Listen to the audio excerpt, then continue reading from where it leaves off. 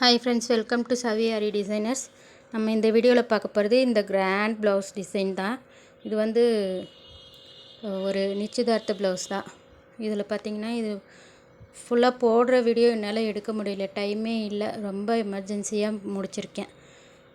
அதனால் அப்படியே டீட்டெயிலாக காட்டிக்கலான்னு சொல்லிட்டு காட்டுறேன்.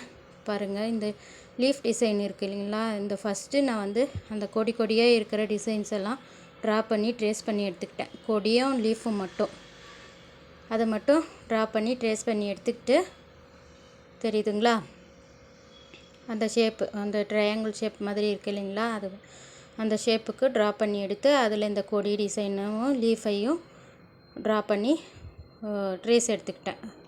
ப்ளவுஸில் ட்ரேஸ் எடுத்துகிட்டு அதுக்கப்புறமா சில்வர்லேயே, எல்லாமே சில்வர்லேயே வேணும்னு சொல்லி கேட்டாங்கன்னு சொல்லிவிட்டு முடிஞ்ச அளவுக்கு சில்வரும் ஒயிட்டும் இருக்கிற மாதிரி போட்டிருக்கேன். லீஃபில் பார்த்திங்கன்னா ஒரு லீஃபுக்கு கட் பீடு மூணு பீடாக கொடுத்து, இந்த பக்கம் 3 அந்த பக்கம் 3 அந்த மாதிரி கொடுத்து கம்ப்ளீட் பண்ணியிருக்கேன். பார்த்திங்கன்னா தெரியும். அடுத்தது சுகர் பீடில் 4 பீடாக கொடுத்து லீஃபை ஃபில் பண்ணியிருக்கேன். அடுத்தது மீதி இருக்கிற அந்த ஜர்தோசி, அதையும் அதே மாதிரி ஜர்தோசி ஃபில் பண்ணும்போது ஆஃபாக ஃபில் பண்ணி எடுத்துக்கிட்டேன். அந்த கேப்லெல்லாம் பெரிய ஸ்டோனு, ஃபிட்டிங் ஸ்டோன் இருக்குது இல்லைங்களா, அந்த ஃபிட்டிங் ஸ்டோனு ஃப்ரேம் இருக்குமே, 4 பக்கமும் ஹோல்ஸ் இருக்கும் ஸ்டிச் பண்ணிக்கிற மாதிரி, அது வச்சு அதுக்கு அவுட்லைனாக சுகர் பீடும், அதுக்கப்புறம் பெரிய பீடு வச்சுட்டு அதுக்கு அவுட்லைனாக கட் பீடும் வச்சு ரவுண்ட் பண்ணியிருக்கேன்.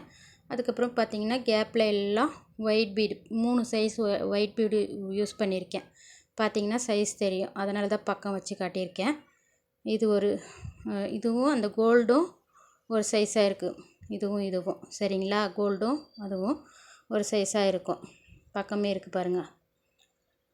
அப்புறம் ஒயிட் பீடு இந்த இடத்துலையும் 3 இருக்குது பாருங்கள், இது 3, இந்த 3 சைஸுமே ஒயிட் பீடு யூஸ் பண்ணி அந்த டிசைனில் கேப் இருக்கிற எல்லா இடத்துலையும் ஒயிட் பீடை வச்சு அந்த டிசைன் ஃபுல்லாக கம்ப்ளீட் பண்ணியிருக்கேன். கொடிக்கு வந்து கட் பீடவை லைன் கொடுத்து கம்ப்ளீட் பண்ணியிருக்கேன். அதுக்கு அந்த ஸ்லீவில் அந்த டிசைனுக்கு கீழே பார்த்திங்கன்னா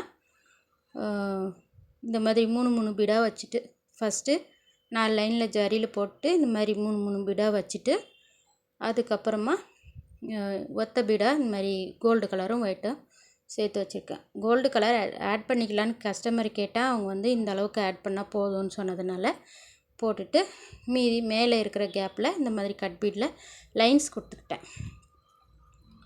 இவ்வளோ தான். இது பார்த்திங்கன்னா ஃபுல்லாக கிராண்டான ஒரு ப்ளவுஸ் தான்.